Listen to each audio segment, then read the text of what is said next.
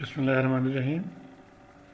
इस वीडियो में हम प्राइमरीली एग्जाम्पल नंबर 5.2 सॉल्व करेंगे सिंक्रोनस जनरेटर्स के चैप्टर से, chapter number 5, mister Chapman's book. तो आइए सवाल को देखते हैं। Example 5.2, a 480 volt 60 hertz delta connected 4 pole synchronous generator has the open circuit characteristics curve shown in figure this। तो पहले तो हम यहाँ देखते हैं, जब हम कहते हैं कि जो 480 वोल्ट, तो इसका मतलब होता है ये लाइन वोल्टेज या टर्मिनल वोल्टेज भी इसको कहते हैं। एक्चुअली ये लाइन टू लाइन वोल्टेज होना चाहिए। अब ये डेल्टा कनेक्टेड सर्किट है, तो जनरेटर्स 3 इस तरह से कनेक्टेड हैं, और लाइन टू लाइन वोल्टेज जो कि डेल्टा के केस में फेज वोल्टेज भी वही है, यानी VAB और VL।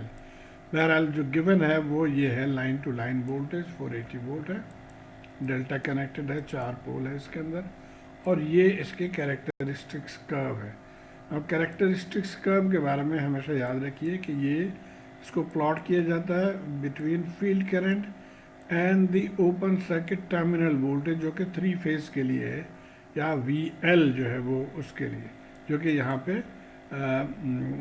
ये वोल्टेज है उसके और फील्ड करंट के दरमियान इसको प्लॉट किया जाता है। The generator has synchronous reactance and armature resistance, ये गिवन है। At full load the machine supplies 1200 ampere at 0.8 power factor, तो इसको भी हम यूज़ करेंगे। 1200 एम्पेयर करंट है इसमें, जो कि फुल लोड करंट है या लाइन करंट है। Under full load condition the friction and windage losses given है, एंड द कोर लॉस ये है। Ignore the any field circuit loss, तो उसको हम इग्नोर कर देंगे। अब सवाल क्या है? Remember in generator specification given voltage is line to line voltage and the given current is line current. ये याद दहानी के लिए है, और ये क्वेश्चंस हैं 6, जिसको हम सॉल्व करेंगे, एक एक करके हम इसको देखेंगे। तो अब ये दोबारा वही याद दहानी के लिए कि जो वोल्टेज है वो लाइन टू लाइन है, और करंट जो है वो लाइन करंट है।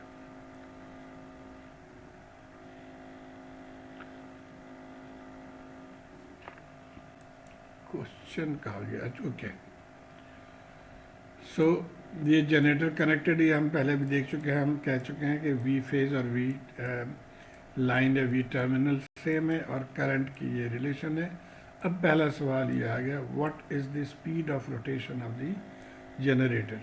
तो स्पीड का फॉर्मूला आपने पहले भी पढ़ा होगा, बहुत आसान है। इसको आप ये फॉर्मूला आप डायरेक्ट याद कर सकते हैं इसको, कि speed is 120 FE divided by P। FE जो है वो फ्रीक्वेंसी है, और P नंबर ऑफ पोल्स है। तो यहाँ पे हम वैल्यूज पुट कर देंगे। 60 हर्ट्ज दिया हुआ था और 4 पोल है, तो ये स्पीड ऑफ रोटेशन जो है वो 1800 रेवोल्यूशन पर मिनट, ये आ गया पहला पार्ट। अब आ जाते हैं part B. How much field current must be supplied to the generator to make the terminal voltage 480 volt at no load. तो जैसे मैंने बताया कि इसके लिए हमें ये कर्व जो है, कैरेक्टरिस्टिक्स कर्व हम देखेंगे। टर्मिनल वोल्टेज दिया हुआ है, तो इसके मुताबिक हम यहाँ से देखेंगे कि फील्ड करंट क्या है। तो 480 वोल्ट टर्मिनल है, तो 480 को जब हम यहाँ पे प्लॉट करेंगे, तो यहाँ पे देखिए फील्ड करंट आ गया हमारा तकरीबन 4.5। तो 4.5 जो है ये फील्ड करंट आ गया फ्रॉम दिस कर्व। आ जाते हैं part C. If the generator is now connected to the load. अभी हम ओपन सर्किट की पहले बात कर रहे थे, अब हम लोड कनेक्ट कर दिया।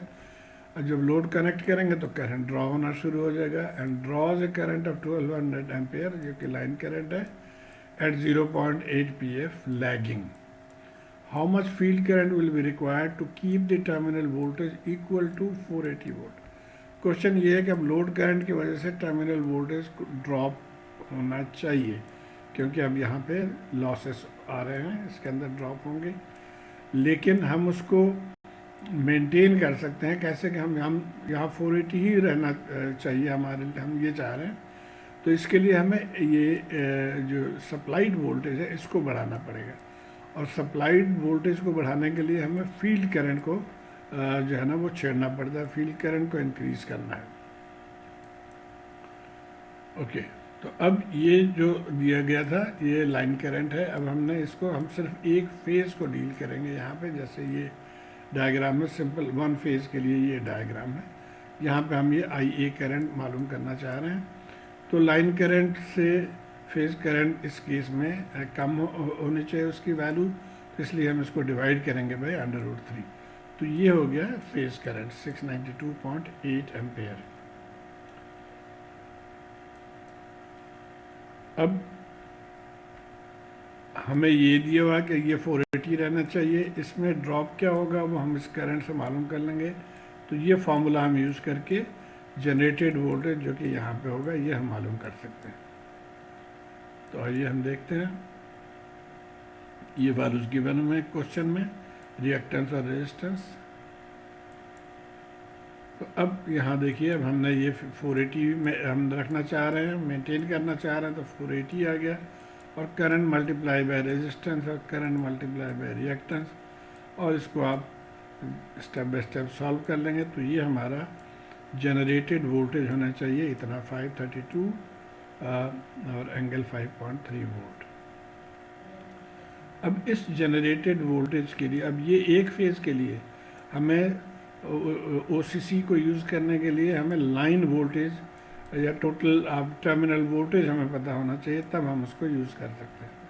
तो इसको हम ये एक फेज़ के लिए इसको हम क्या करेंगे, क्योंकि यहाँ पे फेज़ वोल्टेज और लाइन वोल्टेज सेम है, तो हम इसी को ही यूज़ करके उस डायग्राम की मदद से ये देखिए, to keep the terminal voltage 480 volt, EA must be adjusted to 530 volt।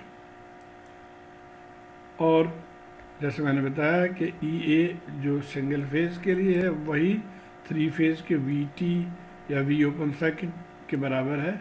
तो हम 532 के लिए अब इस कर्व पे देखेंगे, यहाँ पे ओपन सर्किट वोल्टेज है 532, और यहाँ पे आप देखिए ये करंट आ गया अब 5.7 एम्पेयर। तो जब आप इसको 5.7 एम्पेयर पर एडजस्ट कर देंगे तो then this will be able to provide a stable 480 volt यहाँ पे। ओके, अब पार्ट 3 इस सवाल का जो है उसमें 3 हिस्से हैं।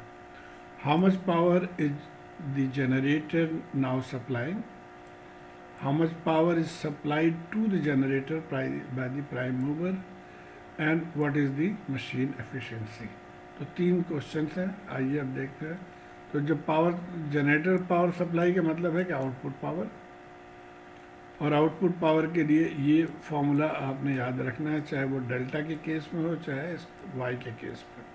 बहरहाल मैंने यहाँ एक्सप्लेन करने की कोशिश की है कि पी आउट एक्चुअली क्या होगा कि 3 multiply by power of 1 phase, और 1 फेज का पावर क्या होगा, वी फेज और I phase into cos theta.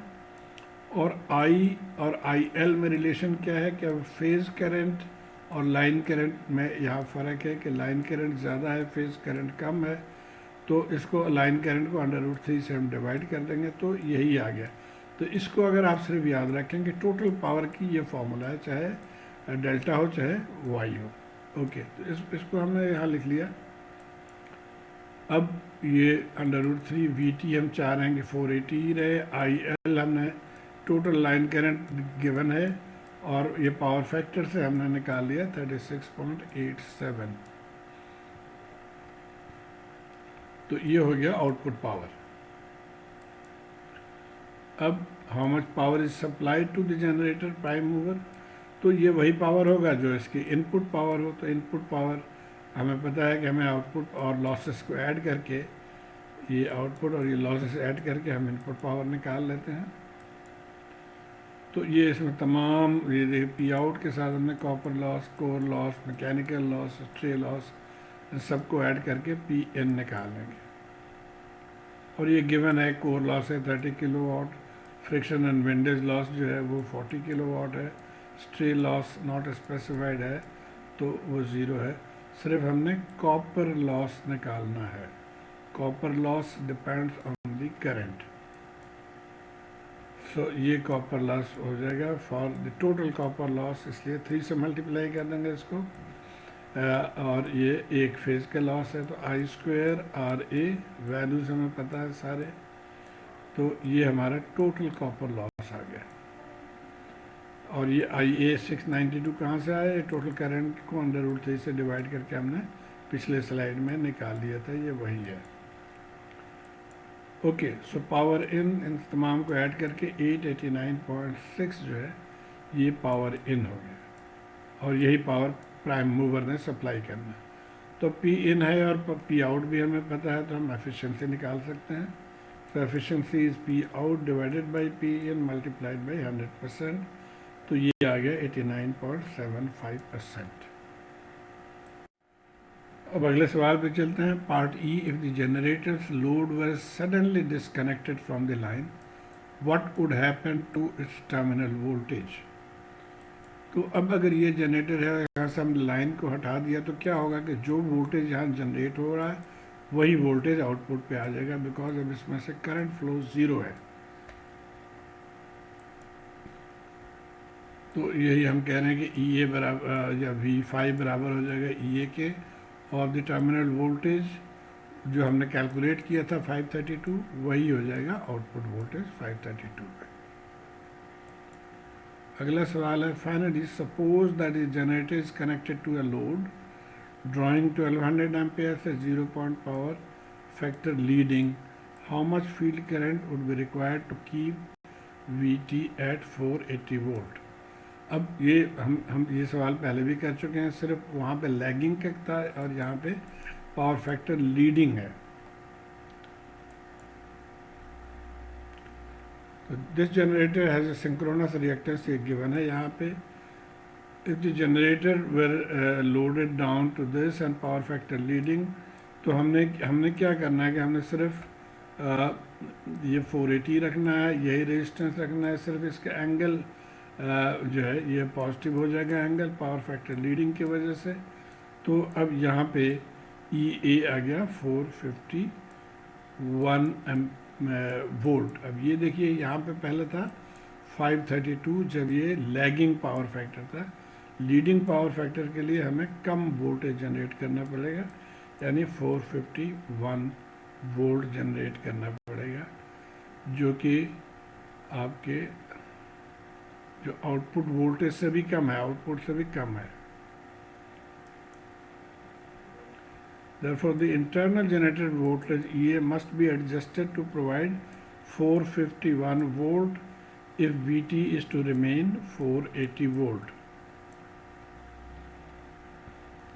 तो अब इसके लिए हमने फिर इस पर हम जाएंगे इस कर्व पे, और इसमें आप देखेंगे ओपन हमने VT जो है वो 480 है, तो उसके लिए अब इस ग्राफ से हम देखेंगे कि 480 के लिए हमारा 4 पॉइंट समथिंग जो है वो 4.1 एम्पेयर हमें फील्ड करंट को एडजस्ट करना पड़ेगा to get 480 here and to get 480 here. Sorry नहीं, ये 451 हो जाएगा और यहाँ पे 480। ओके, अब ये एक इंटरेस्टिंग सवाल इसमें एंड पे पूछा है कि which type of load leading और lagging needed a larger field current to maintain the rated voltage. अब आपने देख लिया, यहाँ हम दोबारा इसको देख लेते हैं कि जब पावर फैक्टर लैगिंग पे फील्ड करंट चाहिए था 5.7 एम्पेयर और पावर फैक्टर लीडिंग पे फील्ड करंट चाहिए 4.1। तो ये एक्चुअली कैपेसिटिव लोड है, और कैपेसिटिव लोड जो है वो एक काम करता है, it acts as a supply itself. अब इसी सवाल का एक और है, which type of load leading और lagging places more thermal stress on the generator. तो थर्मल स्ट्रेस का मतलब हुआ कि हीट जनरेशन, और it is the current in the winding that puts the thermal stress on a synchronous generator. और इन दोनों केस में हमने देखा कि जो करंट मैग्नीट्यूड है वो 692.8 एम्पेयर ही है, चाहे लीडिंग हो चाहे लैगिंग हो। इसलिए they both will provide the same amount of stress. तो उम्मीद है आपको कुछ समझ आ गई होगी कि इस तरह के सवाल को कैसे आप सॉल्व करेंगे। शुक्रिया।